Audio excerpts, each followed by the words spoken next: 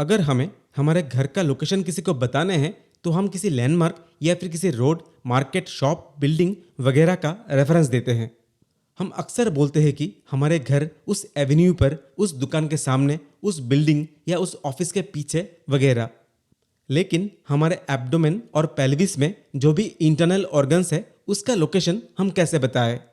क्योंकि हमारे शरीर के most of the vital internal organs उसी एब्डोमेन और पेल्विस में पाया जाता है। स्टडी के पर्पस से उनके लोकेशन को ठीक से डिस्क्राइब करने के लिए हमें एक रेफरेंस पॉइंट की सख्त ज़रूरत होगी।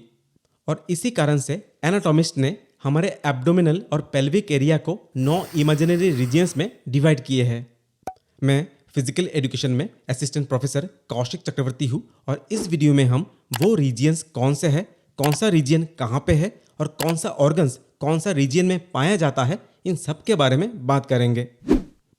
टॉप राइट में है right hypochondriac region, top middle में एपिगैस्ट्रिक रीजन, टॉप लेफ्ट में है left hypochondriac region, right middle में है right lumbar region, central part में है अम्बिलिकल रीजन और लेफ्ट मिडिल में है left lumbar region. Right bottom के इस हिस्से को बोलते हैं राइट इलियक या फिर right inguinal region.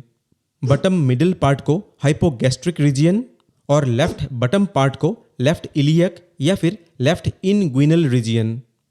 Right hypochondriac region में लीवर का राइट लोब और गॉल ब्लैडर को पाया जाता है।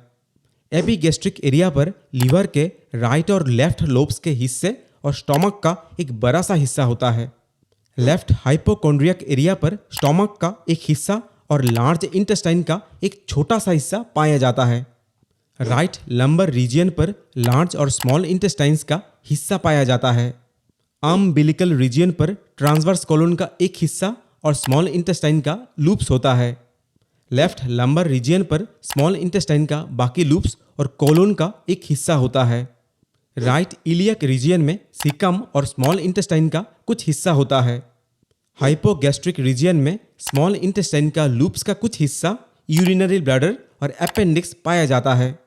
लेफ्ट इलियक रीजियन में कोलन का एक हिस्सा और स्मॉल इंटेस्टाइन का लूप्स होता है। एनाटॉमी में ऑर्गन्स के लोकेशंस बताने के लिए ये सारे रीजियंस को बहुत यूज़ किया जाता है। इसीलिए ये सारे रीजियंस याद होने से एनाटॉमी का स्टडी आसान हो जाता है। आज के लिए इतना ही, मिलते हैं अगले वीडियो में।